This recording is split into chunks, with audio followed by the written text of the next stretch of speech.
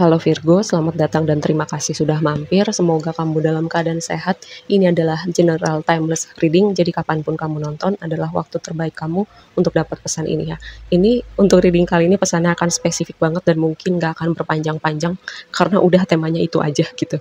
Di sini tema love-nya sangat kuat, cuman aku mendapatkan skenario-nya ada dua gitu ya. Kenapa aku bisa bilang ini tema love-nya kuat banget? Lihat, yang jadi blessing kamu adalah Two of Cups gitu. Di dasar deck itu ada The Lovers. Lalu di tantangan kamu ada kartu heart tuh yang gambar hati. Nah, ini nih highlightnya buat kamu gini. Karena The Lovers di dasar deck itu, energi di dasar deck adalah energi yang vibe-nya terasa, cuman tidak langsung kelihatan gitu, tapi memberi warna dalam sebuah reading. Aku mendapatkan gini. Pertama, skenario-nya adalah ketika kamu misalnya gini, terbiasa terhubung sama orang-orang yang misalnya toksik, misalnya manipulatif, misalnya memanfaatkan kamu atau trait sifat-sifat lain gitu yang seringannya bikin kamu apa ya, bikin kamu terluka gitu. Terus at some point kamu ketemu seseorang yang baik banget gitu, yang mau mengerti kamu, yang mau belajar berkomunikasi sama kamu, yang ada buat kamu. Nah, itu terus kamu tiba-tiba freak out gitu di dalam diri kamu. Karena apa? Orang yang baik seperti ini itu tidak familiar buat kamu. Jadi kan kalau secara logika seharusnya kamu happy gitu. Cuman karena tubuh kita ini menyimpan trauma, kepala kita ini menyimpan banyak programming, jadi sesuatu yang baik ini bertolak belakang sama sesuatu yang familiar sama di konsep di kepala kita selama ini. Sesuatu yang familiar itu apa? Yaitu tadi orang-orang yang nyebelin, orang-orang yang nyakitin kamu, orang-orang yang gak mau berusaha buat kamu. Nah, ini bikin kamu apa ya, jadi freak out gitu atau bereaksi malah entah kabur, entah mundur teratur, entahlah itu jadi kayak menjauh dari orang ini karena itu semacam sesuatu yang tidak familiar. Terus kalau kepala kita ini kan insting bertahannya manusia itu maunya segala sesuatu familiar, terprediksi sesuai sama programming yang ada di kepala kita. Nah, ketika ada sesuatu hal yang berbeda dengan programming di kepala kita, itu dianggap sebuah indikasi bahaya. Sebenarnya ini bukan sesuatu yang salah sih, karena ini warisan evolusi kita gitu. Jadi otak kita ini semacam hasil dari evolusi. Dia belajar untuk memprotek diri kita. Jadi itu kayak mekanisme diri kita untuk bertahan. Nah, ini sesuatu tema untuk kamu lebih aware gitu ya, dimana sesuatu yang tidak familiar itu bukan berarti itu bahaya ya, bukan berarti itu bahaya. Dan konsep ini nggak terbatas sama hubungan romantis aja, ini berlaku juga untuk aspek-aspek lain di hidup kamu gitu. Misal gini, kamu udah melakukan banyak inner work gitu, kamu udah mengerti bahwa contoh dalam pekerjaan, gue pantas loh dibayar lebih. Nah, ketika kamu menemukan misalnya calon pemberi kerja yang bisa naikin gaji kamu banyak banget, atau klien yang bayar jasa kamu banyak banget, jauh lebih banyak dari klien-klien sebelumnya, terus kamu terkejut, terus kamu freak out, terus justru kamu bertanya-tanya juga, beneran ini? Nah, itu dia, karena itu sesuatu yang gak familiar buat kamu gitu. Konsep kamu yang mungkin terbiasa saat ini, selama ini maksudnya adalah gue biasa dibayar murah, gue terima aja dibayar seadanya, yang penting gue kerja, kayak semacam itu ya. Jadi aku sering kali bilang bahwa kadang kita self sabotage, di mana kita yang jadi penghalang diri kita sendiri untuk abundance kita, untuk kebahagiaan kita, untuk hubungan yang ideal menurut kita. Nah, itu yang aku maksud dengan self sabotage.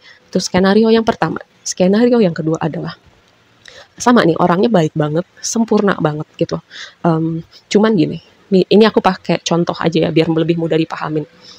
Orangnya kepribadian oke, kerjanya oke, dia mau ngertiin kamu, cuman satu problemnya, ini pakai contoh aja, dia kalau makan pakai sendok sama garpu, piringnya tuh suka bunyi-bunyi ting ting ting, terus kamu nggak suka gitu. Orang yang kalau makan sendok sama garpunya nabrak-nabrak di piring gitu. Nah, semua nilai plus orang ini tiba-tiba menghilang karena satu kurangnya yang sebenarnya apa ya, ini bukan faktor yang signifikan sih, karena bukan karakter kepribadian gitu. Ini lebih kepada sesuatu menurut aku lebih bisa dikompromikan atau ditoleransi gitu. Karena sejujurnya kita semua manusia pasti ada kurangnya gitu ya.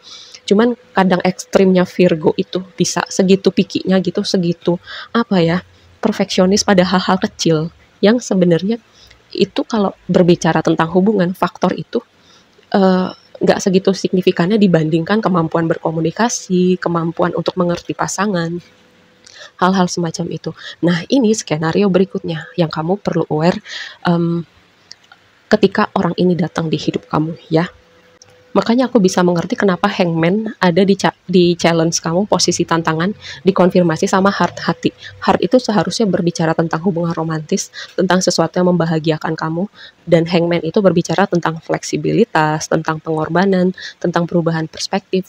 Nah, ini berbicara tentang fleksibilitas kamu dalam sebuah hubungan, misalnya kompromi, berusaha kayak kalau sesuatu yang variabel tidak signifikan gitu. Apakah itu menjadi segitu fatalnya untuk kamu lihat benar-benar efeknya ke dalam sebuah hubungan dengan dua kombinasi ini ya. Dan pengorbanan gitu.